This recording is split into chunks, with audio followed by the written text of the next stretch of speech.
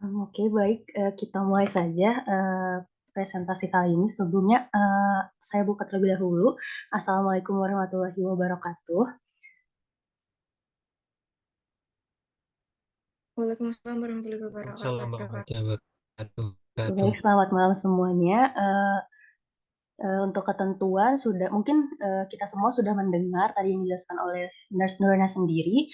Mungkin karena kita akan presentasi dua kelompok, kelompok satu dan kelompok tiga, mungkin bisa dimulai dengan kelompok satu terlebih dahulu.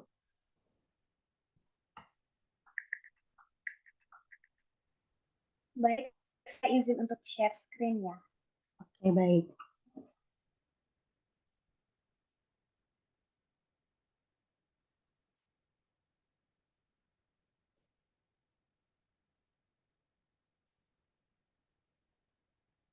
Oke, baik. Tampilan di layarnya mungkin semuanya udah sama ya.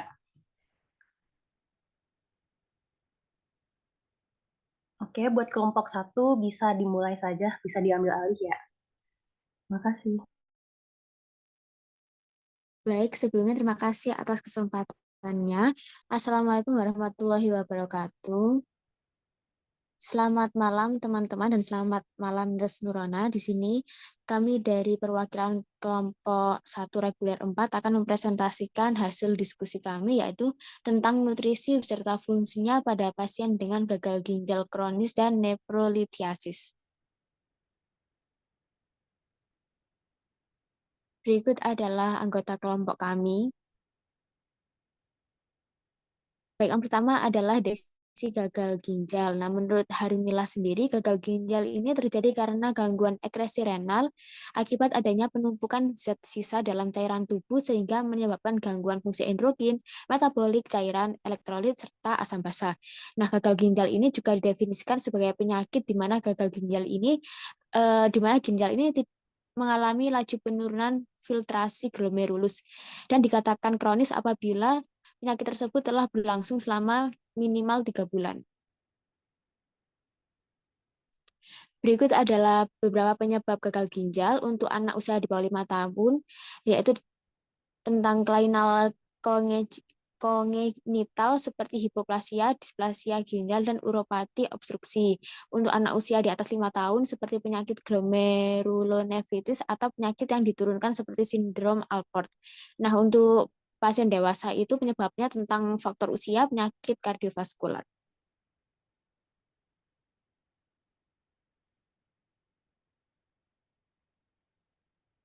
Nah, batu ginjal sendiri itu keadaan di mana suatu atau lebih batu berada di dalam pelvis atau kalises ginjal dan disebut dengan batu ginjal. Nah, batu ginjal ini dapat terjadi pada ginjal, ureter, kandung kemih, dan uretra. Ini tuh terjadi karena limbah darah yang mengkristal dan menumpuk di dalam ginjal. Kondisi ini menyebabkan urin dapat mengandung darah dan berwarna merah. Nah, berikut adalah penyebab batu ginjal. Yang pertama ada faktor intrinsik seperti umur, jenis kelamin, dan keturunan. Faktor ekstrinsik seperti kondisi geografis, iklim, kebiasaan makan, zat atau bahan kimia. Lalu ada faktor genetik, konsumsi makanan tingkat tinggi oksalat, tinggi protein, tinggi kalsium, serta kurang minum air putih, dan ada diet. Selanjutnya yaitu nutrien dan fungsi pada gagal ginjal kronis. Yang pertama ada pembatasan kalium dan natrium. Pasien gagal ginjal kronis perlu membatasi kalium dan natrium untuk menghindari penimbunan dalam darah. Nah, makanannya itu seperti buah persik, anggur, pil, dan sayurnya itu seperti brokoli, wortel. Lalu ada pembatasan protein. Pasien harus membatasi konsumsi protein 0,6 gram per kilogram berat badan per hari untuk meringankan beban kerja ginjal. Lalu sumber protein yang disarankan itu seperti telur, daging ayam, ikan, dan susu. Lalu ada kebutuhan karbohidrat. Karbohidrat mencakup 55-75% kebutuhan energi total pasien dengan hemodialisis. Contoh sumber karbohidratnya ada nasi, lontong, bihun, jagung. Selanjutnya ada vitamin D. Ginjal mengubah vitamin D menjadi bentuk vitamin D aktif sehingga dapat digunakan dalam tubuh. Nah, pada penderita gagal ginjal kronis, ginjal ini tidak dapat mengubah vitamin D menjadi aktif. Contoh makanan yang mengandung vitamin D yang disarankan adalah salmon, ikan tuna, susu, jamur, dan kuning telur. Lalu ada zat besi. Ginjal yang rusak tidak mampu memproduksi eritroprotein atau EPO untuk membentukkan sel darah merah sehingga dapat menyebabkan anemia dan komplikasi pada pasien gagal ginjal. Nah, contoh makanan yang disarankan zat besi itu ada zat besi dari ikan, tiram, biji labu, edamame, dan bayam. Selanjutnya ada nutrien dan fungsi pada nefroliatisis. Pada pasien anak yang disarankan ada air putih. Air putih ini berguna untuk melarutkan zat-zat yang dapat membentuk batu ginjal. Lalu ada kalsium. Kekurangan kalsium meningkatkan risiko terbentuknya batu ginjal. Lalu ada natrium. Konsumsi natrium berlebih meningkatkan ekskresi kalsium dalam urin.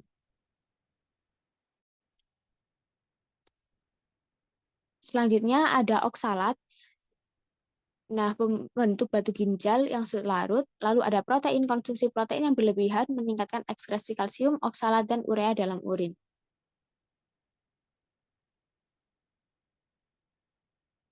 Selanjutnya ada nutrien dan fungsi pada nefroliatisis untuk pasien dewasa. Yang pertama ada air putih. Nutrien penting untuk mencegah dan mengobati batu ginjal, membantu melarutkan zat-zat pembentuk batu seperti kalsium, oksalat, dan asam urat, dan air putih disarankan untuk minum setidaknya 2 liter air putih per hari. Selanjutnya ada magnesium, mineral yang berperan dalam metabolisme tubuh, sintetis protein, dan fungsi enzim. Menghambat pembentukan batu kalsium oksalat dengan membentuk kompleks dengan oksalat. Nah, magnesium ini sumbernya dari kacang-kacangan, biji-bijian, sayuran hijau, dan coklat. Baik, melanjutkan fungsi dan nefrolitiasis pada pasien dewasa yang ada kalsium. Kalsium untuk pembentukan tulang, gigi, dan pengaturan kontraksi otot syaraf. Kalsium sendiri dapat didapatkan dari susu, keju, yogurt, tahu, sayuran hijau. Kemudian ada sitrat. Sitrat merupakan senyawa organik yang menghambat pembentukan batu kalsium oksalat dan batu asam urat. Sitrat sendiri bisa didapatkan dari buah-buahan sitrus seperti jeruk, lemon, dan grapefruit.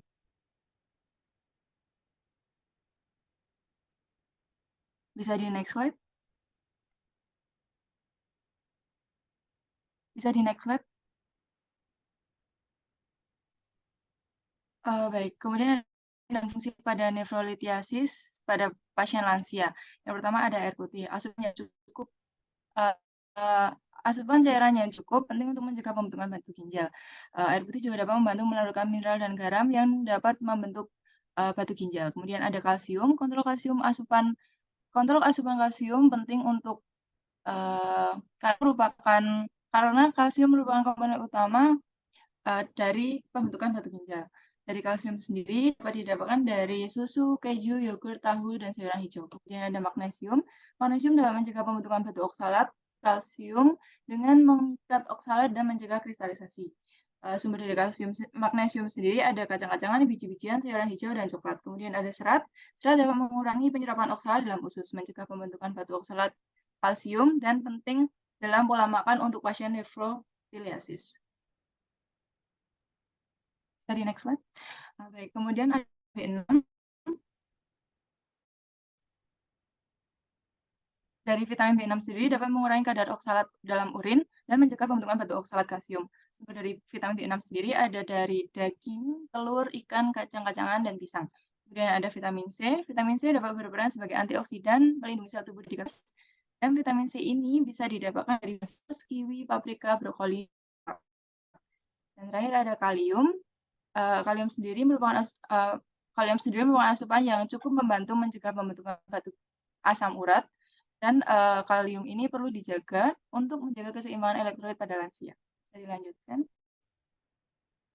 Baik, kemudian untuk intervensi keperawatannya, yang pertama ada manajemen nutrisi. Dari observasi di antara identifikasi status nutrisi, identifikasi alergi, dan intoleransi makanan, identifikasi makanan yang disukai, identifikasi kebutuhan kalori dan jenis makanan, monitor asupan makanan, dan monitor berat badan.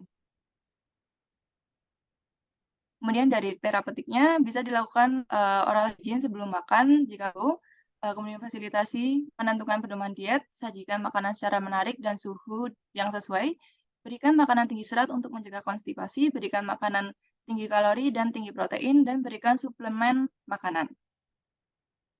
Baik, untuk edukasi bisa dianjurkan posisi duduk jika mampu, kemudian ajarkan diet yang dilakukan. Kemudian untuk kolaborasi, bisa dilakukan kolaborasi pemberian medikasi sebelum makan, kemudian kolaborasi dengan ahli gizi untuk menentukan jumlah kalori dan jenis nutrisi yang diperlukan. Selanjutnya ada edukasi diet. Dari observasinya, bisa dilakukan identifikasi kemampuan pasien dan keluarga menerima informasi, kemudian identifikasi tingkat pengetahuan saat ini, dan identifikasi kebiasaan pola makan saat ini dan masa lalu.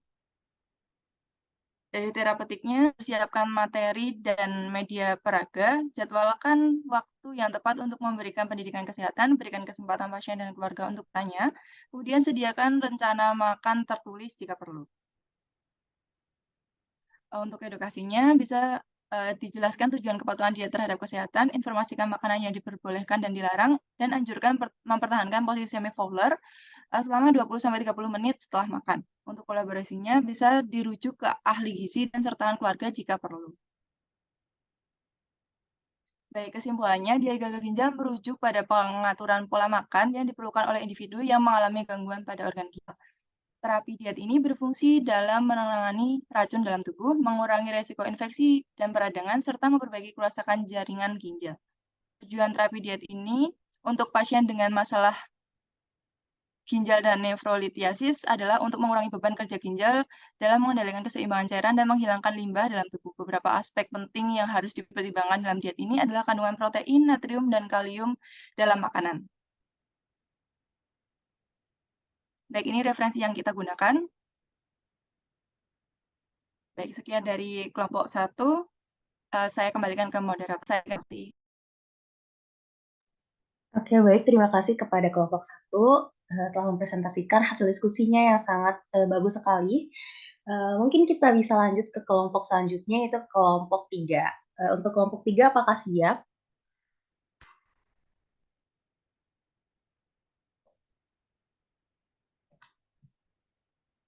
Saya sambut kembali kepada kelompok 3. Apakah sudah siap untuk presentasi kali ini?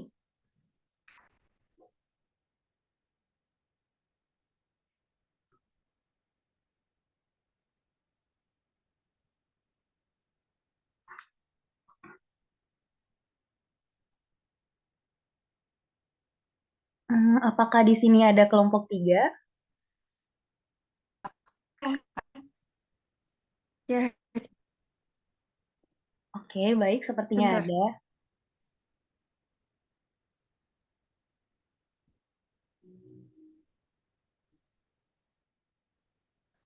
Oke, untuk tampilannya di saya sudah menunjukkan PowerPoint dari kelompok 3. Mungkin presentasi bisa dilanjutkan.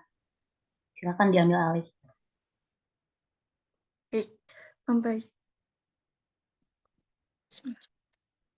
Assalamualaikum warahmatullahi wabarakatuh. Selamat malam Nus Nurona dan juga selamat malam teman-teman.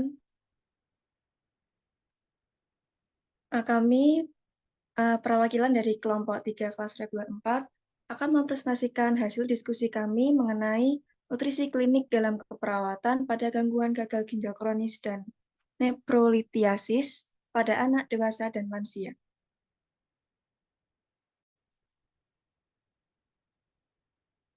Bisa di next slide.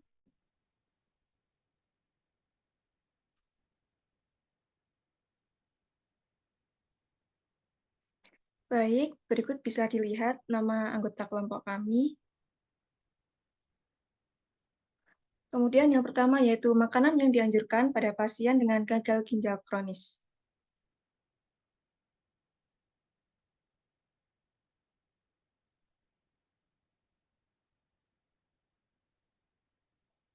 Yang pertama yaitu ditujukan kepada anak. Nah, anak-anak penderita gagal ginjal kronis ini membutuhkan pola makan khusus untuk mempertahankan keseimbangan yang sehat dari garam dan mineral dalam tubuh mereka, dan untuk membantu obat mereka bekerja dengan lebih baik. Diet yang disarankan untuk gagal ginjal kronis pada anak-anak itu mencakup yang pertama ada protein. Nah, anak-anak dengan ginjal kronis atau bisa disebut CKD membutuhkan cukup banyak protein untuk bertumbuh, tetapi jumlah protein berlebihan harus dihindari. Sumber protein yang baik termasuk telur, ikan, dan daging tanpa lemak. Makanan seperti susu, yogurt, dan keju juga mampu memberikan protein, tetapi perlu dibatasi. Kedua, ada kalori. Anak-anak dengan CKD cenderung menghindari makanan karena mereka tidak merasa lapar. Penting untuk memastikan bahwa mereka mendapatkan cukup kalori untuk pertumbuhan yang tepat dan untuk memerangi infeksi. Melengkapi menu makanan anak dengan karbohidrat dan lemak ekstra dapat membantu meningkatkan asupan kalori. Lalu yang ketiga ada potasium atau kalium. Beberapa pasien mungkin juga perlu membatasi potasium, seperti mengkonsumsi produksi susu dan produk olahan susu sampai 8 ounce per hari. Memilih buah dan sayuran segar juga diperlukan. Pasien dianjurkan untuk mengkonsumsi buah dan sayuran rendah potasium. Buah-buahan dan sayuran rendah kalium seperti apel, anggur, cranberry, kubis, dan buncis adalah pilihan yang baik. Selain itu, pasien harus membaca pada makanan kemasan dan menghindari kalium klorida. Lalu ada fosfor. Nah, pasien harus membatasi makanan tinggi fosfor seperti produk susu, daging, kacang-kacangan, dan biji-bijian. Terlalu banyak fosfor bisa menyebabkan masalah kesehatan pada tulang.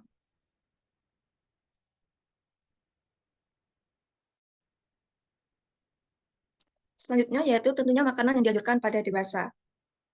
Bagi orang dewasa yang mengalami gagal ginjal kronis, memilih makanan yang mendukung kesehatan ginjal dan kondisi menjadi krusial. Nah, pertama, disarankan untuk mengurangi konsumsi protein dengan memilih sumber protein berkualitas tinggi seperti telur, ikan, dan daging tanpa lemak. Selain itu, pilihan buah-buahan dan sayuran rendah kalium seperti apel, anggur, kubis, dan buncis dapat bermanfaat. Menyukai karbohidrat kompleks seperti nasi merah, roti gandum, dan pasta gandum utuh juga penting karena memberikan energi dan serat tanpa memberatkan ginjal. Nah, lemak sehatnya itu dari sumber seperti ikan berlemak, alpukat, dan kacang-kacangan itu juga direkomendasikan. Sementara lemak jenuh dan trans itu sebaiknya dihindari. Oke, bisa di slide selanjutnya. Nah, kalau pada lansia itu makanan apa aja sih? Nah, beberapa makanan yang dianjurkan untuk lansia dengan kondisi gagal ginjal kronis antara lain protein berkualitas tinggi. Memilih produk dengan protein berkualitas tinggi seperti telur, daging tanpa lemak, dan ikan. Lalu ada buah-buahan rendah kalium, seperti apel, cranberry, anggur, stroberi, dan blueberry dapat menjadi pilihan yang baik karena rendah kalium.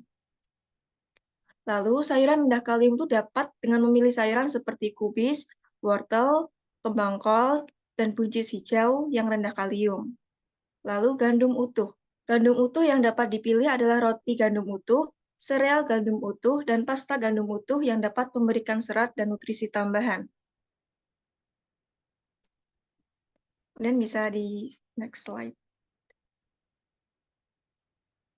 Oke, selanjutnya akan dijelaskan oleh rekan saya. Baik, selanjutnya untuk makanan yang tidak dianjurkan pasien dengan gagal ginjal kronis. Next slide. Untuk yang pertama adalah makanan yang dihindari pada anak-anak. Anak-anak yang memiliki gagal ginjal kronis harus menghindari makanan tertentu untuk mempertahankan keseimbangan yang sehat dari garam dan mineral dalam tubuh mereka. Makanan yang harus dihindari mencakup yang pertama adalah makanan tinggi fosfor, seperti polong-polongan, micu-micu, kacang-kacangan, sereal, oatmeal, cola, dan beberapa teh botolan. Selanjutnya, makanan yang tinggi kalium, seperti pisang, brokoli, produk susu, buah bersih, dan bersegar, jus buah khususnya jeruk dan melon. Selanjutnya, makanan yang tinggi gula, seperti makanan manis, permen, kue, dan makanan ringan manis lainnya. Next slide. Selanjutnya, makanan yang dihindari pada dewasa. Orang dewasa yang memiliki gagal ginjal kronis disarankan untuk menghindari sejumlah jenis makanan guna menjaga kesehatan ginjal dan mencegah kemungkinan komplikasi lebih lanjut.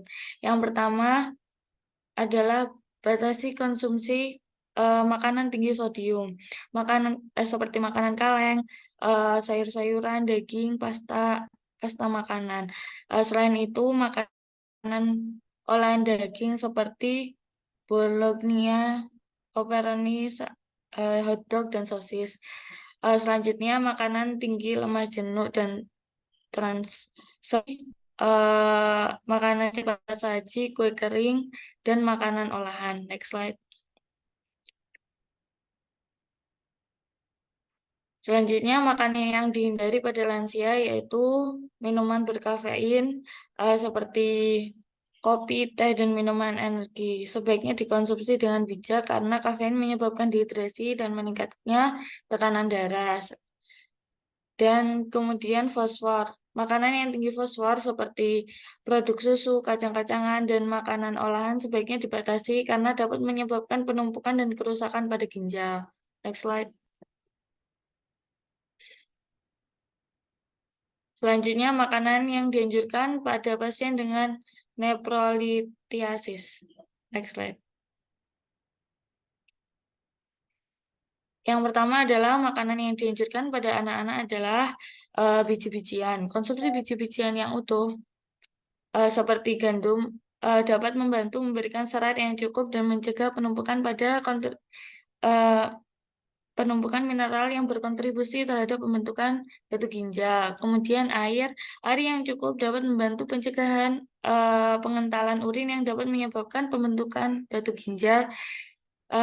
Dilanjut dengan rendah gula yang dapat mengurangi dapat membantu mencegah peningkatan kadar gula darah dan penumpukan gula yang dapat mempengaruhi kesehatan ginjal.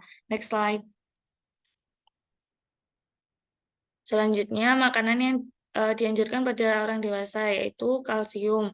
Konsumsi makanan kaya kalsium seperti susu rendah lemak, yogurt, dan keju. Kalsium dalam makanan sebenarnya dapat membantu mencegah pembentukan batu ginjal. Selanjutnya, teh herbal. Minuman seperti teh herbal, terutama herbal, non-kafein seperti mint atau chamomile, dapat membantu dalam menjaga hidrasi tanpa meningkatkan risiko batu ginjal.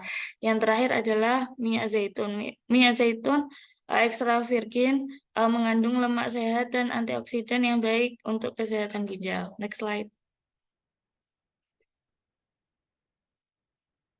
Selanjutnya, makanan yang dianjurkan pada dewasa yaitu buah-buahan yang kaya serat dan antioksidan seperti apel dan pir dapat membantu menjaga kesehatan ginjal dan mengurangi risiko pembentukan batu ginjal. Kemudian sayur segar yang kaya serat dan antioksidan seperti wortel, brokoli, dan bayam dapat membantu menjaga kesehatan ginjal dan mengurangi risiko pembentukan batu ginjal. Kemudian jeruk nipis yang mengandung citrat yang dapat membantu mencegah pembentukan batu ginjal. Next slide. Selanjutnya, makanan yang tidak dianjurkan pasien dengan gagal ginjal kronis. Next slide. Yang pertama adalah makanan tinggi garam, seperti makanan olahan, makanan siap saji, makanan cepat saji, dan cemilan tinggi garam. Kemudian makanan tinggi protein hewani, daging merah, unggas berlemak, produk susu, tinggi lemak. Selanjutnya makanan tinggi gula, yaitu makanan yang bersoda, permen, gula, dan makanan manis tinggi gula lainnya. Next slide. Makanan yang tidak dianjurkan pada dewasa yaitu minuman yang berkafein seperti kopi dan teh karena dapat meningkatkan dehidrasi yang dapat berkontribusi pada pembentukan batu ginjal. Kemudian minuman beralkohol. Alkohol dapat mengganggu fungsi ginjal dan mempengaruhi hidrasi. Next slide. Makanan yang tidak dianjurkan pada lansia yaitu makanan tinggi oksalat seperti bayam, bir, coklat, dan kacang-kacangan. Kemudian makanan tinggi protein hewani seperti daging merah, unggas, dan produk susu tinggi lemak. Selanjutnya, interaksi obat pada pasien dengan gagal ginjal kronis dan nephroditasis pada anak dewasa dan lansia. Next slide. Interaksi obat pada pasien gagal ginjal yaitu antihipertensi pada pasien dengan gagal ginjal salah satu tindakan untuk mengurangi tekanan darah dan menghambat perkembangan penyakit gagal ginjal kohesif. Kemudian vitamin dan mineral pada pasien gagal ginjal salah satu tindakan untuk mengurangi tekanan darah dan menghambat perkembangan penyakit gagal ginjal yang progresif.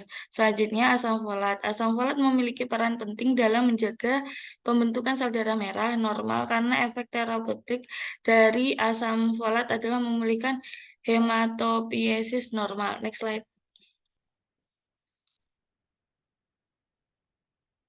Selanjutnya, interaksi obat pada pasien dengan nephroditiasis. Yang pertama adalah analgesik. Kadang-kadang anak-anak dengan nephroditiasis mengalami nyeri yang signifikan. Selanjutnya, obat-obatan untuk nephroditiasis. Beberapa jenis batu ginjal dapat dianjurkan dengan obat-obatan seperti sitrat atau tiazid. Kemudian penggunaan diuretik. Penggunaan diuretik harus dipertimbangkan secara hati-hati dan dosisnya disesuaikan untuk mengurangi risiko gangguan fungsi ginjal. Next slide. Selanjutnya interaksi makanan pada pasien dengan gagal ginjal kronis dan nephrolitiasis pada anak dewasa dan lansia. Next slide. Interaksi makanan pada pasien dengan gagal ginjal kronis yang pertama adalah pembatasan kalsium. Membatasi buah dan sayur yang mengandung potasium karena penyakit gagal ginjal kronis dapat meningkatkan kadar potasium dalam darah. Kemudian pembatasan fosfor, pembatasan makanan yang tinggi fosfor seperti produk olahan susu, kacang-kacangan, dan biji-bijian. Kemudian pembatasan cairan, pasien gagal ginjal kronis harus membatasi asupan cairan untuk mencegah penumpukan cairan di dalam tubuh. Next slide. Selanjutnya adalah batasi nutrisi pembentukan batu. Batu ginjal terbentuk karena kelebihan mineral tertentu seperti kalsium, oksalat, atau asam urat. Kemudian kontrol asupan garam. Terlalu banyak garam dalam makanan dapat meningkatkan risiko nephrolitiasis. Next slide.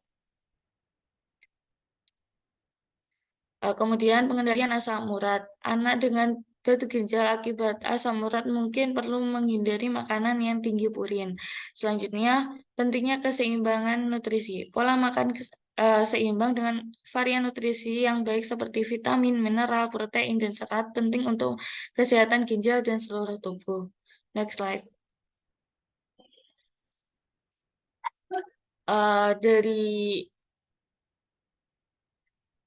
Dari semua kesimpulan yang dapat kita ambil adalah penyakit gagal ginjal kronis merupakan salah satu kondisi di mana menurunkan fungsi ginjal untuk menyaring cairan berlebih dalam darah secara bertahap, sehingga pasien dengan kondisi ini membutuhkan terapi yang baik, juga kebutuhan nutrisi yang baik untuk penderita usia anak dewasa maupun lansia. Selain itu adalah nephrolitiasis merupakan kondisi di mana ada batu di dalam ginjal. Pada penyakit ini bentuknya adalah massa padat seperti kristal-kristal kecil. Beberapa makanan ada yang dianjurkan dan juga ada yang dihindari seperti makanan berkalori seperti karbohidrat, buah-buahan, dan sayur rendah kalium seperti apel, anggur, cherry berry, kubis, dan buncis adalah pilihan makanan yang terbaik. Next slide. Berikut adalah referensi yang kami gunakan untuk membuat presentasi ini. Terima kasih dari kami. Sekian kurang lebihnya, mohon maaf. Saya kembalikan ke Eni. Oke, baik. Terima kasih untuk kelompok 3 yang telah memaksimalkan waktu presentasinya. Presentasinya juga cukup baik dan cukup bagus menurut saya.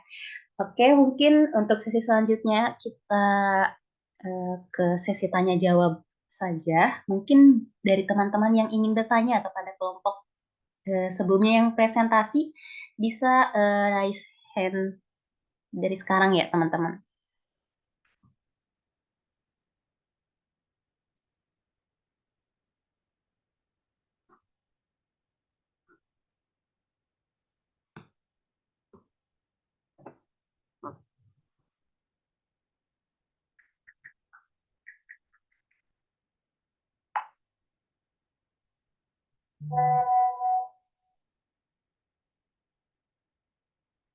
Saya ingatkan kembali kepada teman-teman yang ingin bertanya, bisa raise hand. Oke, baik, ada yang raise hand ternyata.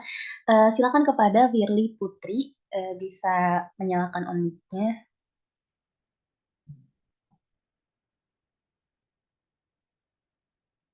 Silakan, Firly.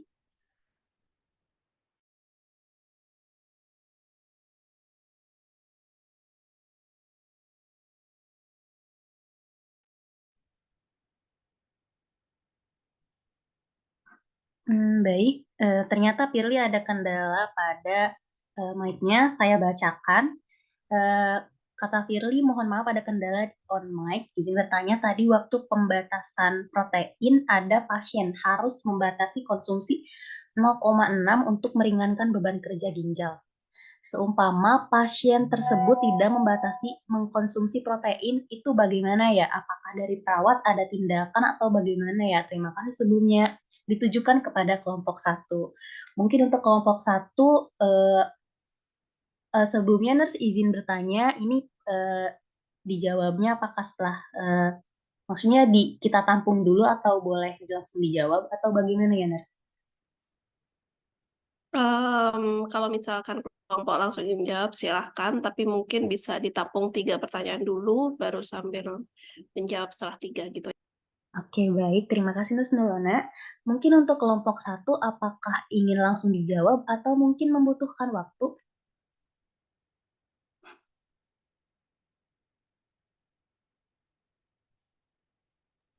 Dari kelompok 1 bisa ditampung dulu. Oke, baik. Mungkin kita langsung ke penanya kedua, mungkin bisa kepada Lauren. Bisa dinyalakan mic-nya ya, Lauren. Terima kasih. Baik, terima kasih atas kesempatannya. Perkenalkan nama saya Laurencia. Di sini saya izin bertanya untuk kelompok 1 dan 2 ya. Menurut pandangan teman kelompok 1 dan 2, apakah penderita gangguan ginjal itu diperbolehkan mengonsumsi suplemen vitamin untuk memenuhi kebutuhan vitaminnya? Eh, jika jika boleh, eh, apakah ada batasan-batasan tertentu? Kurang lebih seperti itu.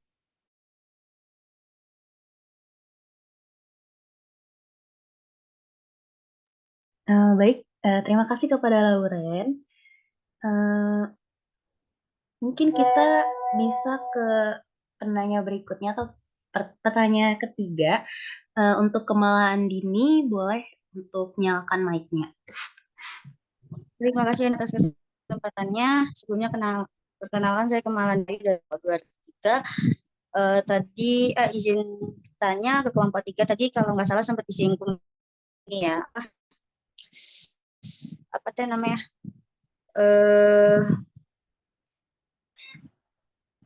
Bentar aku lupa. Oh itu diet apa? Diet sih sebenarnya mengurangi oksalat ya. Jadinya diet oksalat kayak gitu. Nah, dari kelompok 3 itu bisa tolong jelasin nggak gimana sih diet oksalat atau diet tinggi oksalat itu bisa berperan dalam terjadinya neprolitiasis itu. Terima kasih.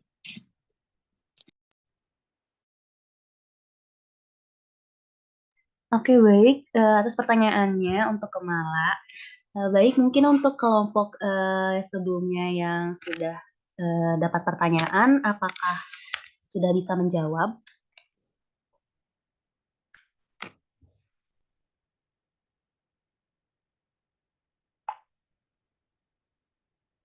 Saya tanya kepada kelompok 1, apakah kelompok 1 sudah bisa menjawab pertanyaan dari Firly atau dari yang lainnya?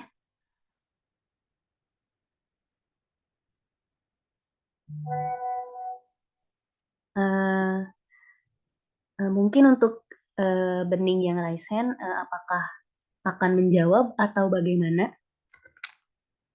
Baik, terima kasih sebelumnya moderator untuk waktunya. Tadi izin menjawab untuk pertanyaannya Lauren yang tentang apakah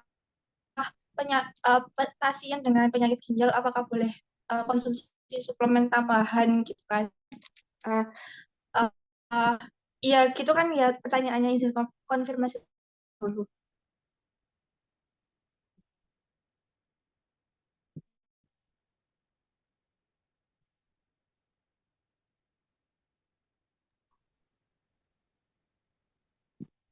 Oke, mungkin ya pertanyaannya gitu. Izin menjawab ya. Sebelumnya mohon maaf untuk tidak bisa on cam. Jadi kalau menurut dari kelompok 3 sendiri, pasien dengan penyakit ginjal itu boleh-boleh aja, fine-fine aja gitu untuk konsumsi suplemen tambahan. Tapi disesuaikan juga dengan kondisi ginjalnya tersebut. Mungkin bisa konsultasi ke perawat yang lebih profesional atau ke dokternya langsung tentang apa-apa aja suplemen tambahan atau vitamin tambahan yang boleh dikonsumsi oleh penderita tersebut. Jadi karena kan mungkin kalau orang dengan penyakit ginjal itu mungkin ada kekurangan vitamin apa kan juga harus ada tambahan konsumsi suplemen gitu kan. Jadi mungkin uh, nggak apa-apa untuk konsumsi suplemen tersebut, tapi dengan batasan-batasan tertentu yang sudah ditentukan oleh dokter gitu. Nah, untuk batasannya sendiri itu mungkin berbeda-beda ya, karena kan juga metabolisme dari setiap orang itu beda. Jadi ya menyesuaikan lagi dengan anjuran dokter gitu. Dari Lauren, apakah sudah menjawab? Atau mungkin dari kelompok 3 ingin menambah?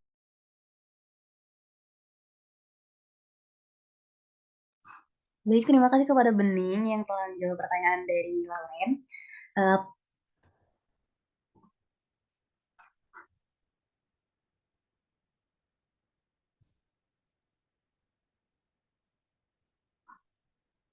Uh, uh, saya tanya kembali kepada Lauren, apakah jawabannya cukup, Lauren?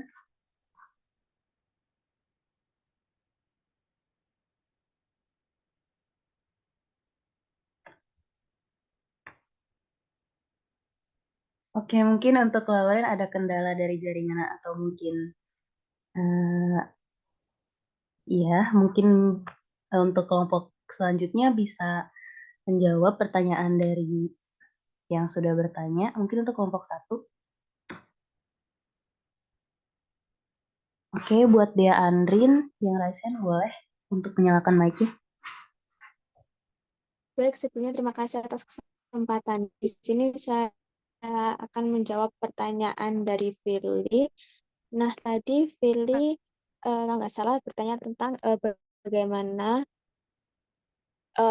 misalnya ada pembatasan protein yang membatasi konsumsi 0,6 untuk meringankan beban kerja ginjal. Nah, seumpama pasien tersebut tidak membatasi protein tersebut, apa yang terjadi?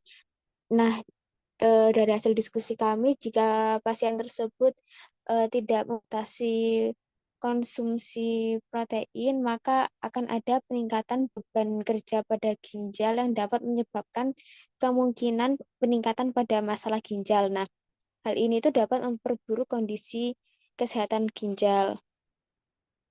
Nah, untuk peran perawat yang mungkin bisa dilakukan yaitu ada edukasi lebih mendalam lagi kepada pasien tersebut dan mungkin bisa membantu untuk merencanakan diet sesuai dengan batasan protein yang telah disarankan. Begitu dari saya, mungkin ada tambahan dari kelompok saya lagi. Terima kasih. Terima kasih Dea Andrin atas jawabannya. Mungkin untuk Firly, apakah jawabannya sudah cukup bisa diterima atau bagaimana, Firly?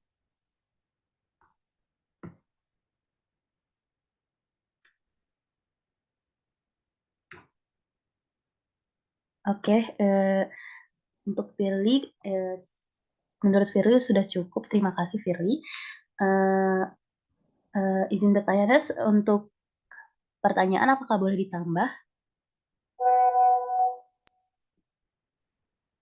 Boleh, silakan bisa ditambah 1 ya. Oke, baik. Terima kasih, Mas Nurona. Untuk Esya bertanya, mohon maaf jika terdapat kendala tidak dapat untuk on mic. Bagaimana penyesuaian diet dapat membantu mengurangi risiko komplikasi nutrisi pada pasien yang mengidap gagal ginjal kronis? Mungkin untuk Esya bisa diperjelas ditujukan kepada kelompok berapa, Esya?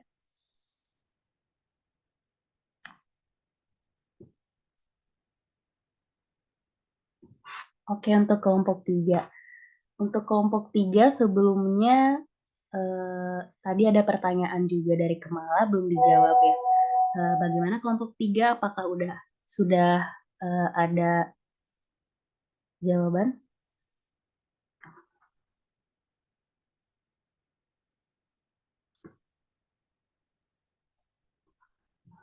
Sebelumnya izin masuk moderator. Ya, boleh. Saya izin menjawab dari pertanyaan yang suplemen yang diperbolehkan itu apa aja dan perbedaan dosisnya. Izin untuk memperjelas jawaban untuk Lauren, dari pertanyaan Lauren. Nah, menurut kayak dari artikel-artikel yang dibaca gitu kan, itu pasien dengan gagal ginjal kan biasanya kan harus hemodialisis kan, harus cuci darah gitu setiap mungkin every 2 weeks or 1 month, setiap sebulan sekali atau 2 minggu sekali itu harus cuci darah dan itu harus berlangsung seumur hidup gitu kan. Karena gagal ginjal itu termasuk penyakit yang kronis gitu. Jadi yang disarankan untuk dikonsumsi oleh pasien dengan gagal ginjal itu mungkin vitamin B, C, D, dan mungkin vitamin 6, B9, dan B12 karena vitamin tersebut itu dapat menurunkan homosistem darah pada pasien. Jadi itu nanti bakal bisa mengurangi penyumbatan pembuluh darah pada pasien. Jadi kayak bisa diminum pada pasien dengan gagal ginjal kronis tersebut. Itu mungkin cukup dari. Oke, terima kasih Bening atas pelengkap jawabannya. Mungkin untuk pertanyaan dari Kemala sama Esya, bagaimana? Apakah sudah bisa dijawab dari kelompok 3? Baik, sebelumnya saya izin menjawab pertanyaan dari Kemala. Pertanyaannya yaitu bagaimana diet tinggi oksalat bisa berperan dalam neprolitiasis. Sepengetahuan saya dan juga berdasarkan apa yang barusan saya cari di jurnal itu, diet tinggi oksalat itu benar dapat berperan dalam pembentukan batu ginjal atau neprolitiasis. Nah, sebelumnya oksalat itu merupakan senyawa yang ditemukan secara alami di beberapa makanan dan juga diproduksi oleh tubuh manusia. Nah, ketika tingkat oksalat dalam urin meningkat itu, oksalat mampu mengkristal dan membentuk batu ginjal. Nah, beberapa makanan yang tinggi oksalat seperti bayam, kacang-kacangan, teh, coklat, dan beberapa jenis buah seperti stroberi dan cranberry, ketika dikonsumsi dalam jumlah yang berlebihan itu dapat meningkatkan risiko pembentukan batu ginjal. Nah, untuk mencegah pembentukan batu ginjal ini penting untuk menjaga makan yang seimbang dan mengkonsumsi makanan yang rendah oksalat secara moderat yang seperti yang sebelumnya sudah kami jelaskan dalam presentasi tadi. Nah, selain itu penting juga untuk minum cukup air setiap hari untuk menjaga tingkat cairan tubuh yang baik. Seperti itu. Sekian dari saya, mungkin dari teman-teman kelompok 3, apakah ada yang ingin menambahkan? Apabila tidak ada, maka cukup dari kami. Terima kasih. Apakah dari Kemala sudah bisa dipahami? Iya, ya udah bisa. Makasih kelompok 3. Oke, baik. Terima kasih kepada Palen dari kelompok 3 dan Kemala yang sudah bertanya. Mungkin untuk menjawab pertanyaan terakhir dari Esya, bagaimana kelompok 3? Apakah sudah mendapatkan jawabannya? Masuk moderator ini, saya mau jawab yang pertanyaannya Esya. Baik, boleh Oke, Bening. bentar. Oke. Oke, sebelumnya terima kasih kesempatannya. Izin menjawab. Dari pertanyaan Esya kan tentang penyesuaian diet itu dapat membantu mengurangi resiko komplikasi nutrisi pada pasien yang gagal ginjal kronis. Nah, sendiri itu ya, yang setahu saya diet itu tuh bukan kayak nggak makan atau gimana gitu kan ya. Diet itu kayak menyesuaikan apa yang kita makan dengan apa yang kita butuhkan di dalam tubuh gitu. Jadi kalau misal porsi makan kita itu sesuai dengan kondisi tubuh kita, dengan kebutuhan tubuh kita itu bisa apa ya, kayak mengurangi resiko penyakit gitu. Jadi kenapa penyesuaian diet dapat membantu mengurangi resiko komplikasi nutrisi? Ya karena dengan diet tersebut pola makan kita dan jumlah makanan yang kita konsumsi itu bisa sesuai dengan kebutuhan nutrisi dari tubuh kita sendiri. Jadi dengan pasien dengan gagal ginjal kronis itu kan pasti punya apa ya, kayak ketentuan-ketentuan porsi makan itu seberapa tuh. Jadi nah ketentuan porsi makan tersebut itu yang dinamakan penyesuaian diet.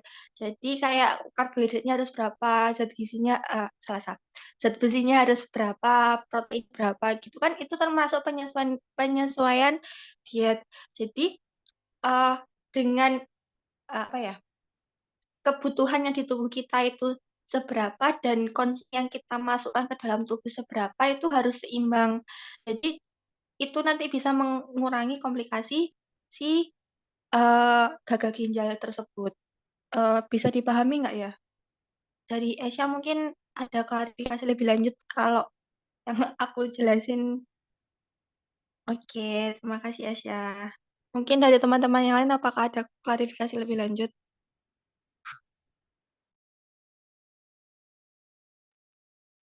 Terima kasih kepada Bening yang sudah menjawab. Mungkin dari kelompok 3 yang lainnya apakah ada jawaban lagi? Dari saya sendiri cukup. Terima kasih. Baik, terima kasih. Mungkin pertanyaannya, untuk Iliin yang raise hand bagaimana? Izin menjawab di Lauren untuk kelompok 1. Oh iya, boleh. Belum terjawab soalnya dari kelompok 1. Oh iya. Oke, mungkin izin menjawab. Tadi pertanyaannya kurang lebih kayak apakah penderita gangguan ginjal boleh mengonsumsi suplemen vitamin untuk memenuhi kebutuhan vitaminnya dan apakah ada batasan tertentu. Nah, menurut kelompok kami yang kami diskusikan sebelumnya, penderita gangguan ginjal itu sebaiknya ketika ia ingin mengonsumsi suplemen vitamin, sebaiknya ia berkonsultasi dengan dokter atau ahli gizi gitu. Nah, karena meskipun penting untuk memenuhi nutrisi, karena ada beberapa vitamin dan mineral itu dapat memiliki dampak pada fungsi ginjal dan keseimbangan elektrolit yang ada pada tubuh pasien tersebut. Seperti yang telah dijelaskan oleh kelompok sebelumnya, ada vitamin tertentu seperti vitamin A, D, K yang dapat menumpuk dalam tubuh dan mempengaruhi keseimbangan nutrisi pada penderita gangguan ginjal. Oleh karena itu, dosis suplemen vitamin itu mungkin perlu disesuaikan. Nah, seperti kayak batasan mineralnya juga mungkin harus diperhatikan agar tidak melebihi batas yang aman. Mungkin karena kita tahu juga karena yang berlebihan itu tidak baik ya, karena yang pas-pas aja. Karena untuk vitamin dan mineral ini ketika ia berlebih bagi tubuh untuk gangguan ginjal ini akan memiliki dampak pada gangguan fungsi ginjal dan keseimbangan elektrolitnya tersendiri begitu. Mungkin dari kelompok kami cukup.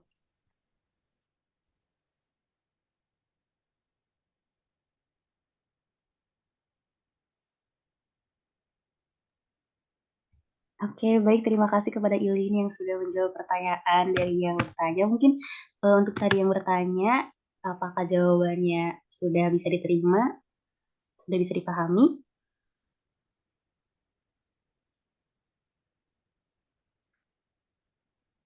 Oke, Dik, mungkin karena waktunya juga sudah habis ya.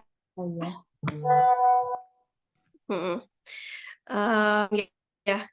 Ya, Yang pertama-tama terima kasih untuk bantuannya moderator karena sudah membantu sehingga acara ini bisa selesai sesuai dengan waktu yang ditargetkan. Kemudian tadi yang presentasi sudah oke, nanti akan saya berikan slide yang kira-kira bisa mewakili dari 4 reguler ya. Kemudian nanti saya akan kasihkan ke PCMK karena targetnya dari ginjal yang sudah kalian informasikan tadi yang banyak itu dan sudah selesai semua 4 reguler. Rencananya mau saya buat kuis tapi masih minggu depan kok. Dan kalian sudah pasti nanti kuisnya akan plek dari slide yang akan saya berikan nantinya dan itu sudah mirip-mirip dengan apa yang kalian informasikan kayak gitu ya. Tidak ada yang saya tambahkan kalian sudah menjawab dengan pas. Hanya saja nanti saat kalian ketemu orang yang bertanya apalagi terkait masalah ginjal atau apa, saat kalian memberikan informasi harus dibatasi, harus dikurangi, harus diganti apa, misalkan kayak gitu, saya sangat merekomendasikan kalian memberikan contoh yang real. Misalkan biasanya kalau orang sehat 3,5 liter, tapi kalau Bapak sekarang 1 liter itu maksimal. 1 liter tuh kayak apa? Kemudian diminum sepanjang apa? Dibagi berapa? Jadi saat kita mendengarkan itu langsung otomatis sudah tahu pagi minum berapa, siang minum berapa, malam minum dan seterusnya. Tidak menginformasikan seperti dikhawatirkan mereka itu benar-benar meristrik keras mulai dari minum, mulai dari makanan, sehingga mereka akan dehidrasi atau kekurangan nutrisi. Ya, terutama pada orang-orang yang sudah ataupun cuci darah, yang mana setiap cuci darah itu sebenarnya mereka kehilangan banyak nutrisi. Nah, nggak apa-apa, kalian nanti bisa mempelajari di KMB, cuman saya nggak tahu nanti di KMB itu nutrisinya bakal deep atau enggak. Kalau enggak, kalian baca-baca saja, setidaknya kalian sudah ada basic di sini. Sekali lagi, saya informasikan kalau ketemu pasien ataupun orang saat memberikan contoh, berikan spesifiknya berapa, karena mereka itu sama sekali nggak tahu dibatasi itu sebatas apa, apakah benar-benar hanya kayak gitu ya. Itu aja sih dari saran saya. Terima kasih banyak untuk jawaban dan responnya, dan juga pertanyaan presentasinya. Adik-adik, good job. Karena sudah dan saya ingin kalian juga istirahat. Mohon maaf karena sampai bisa bermanfaat. Kita tutup saja. Selamat malam. Assalamualaikum warahmatullahi wabarakatuh. Waalaikumsalam warahmatullahi wabarakatuh. Terima kasih Terima banyak, kasih, Mas. Dar. Sehat selalu. Oke. Terima kasih. Iya, Dek. Terima kasih.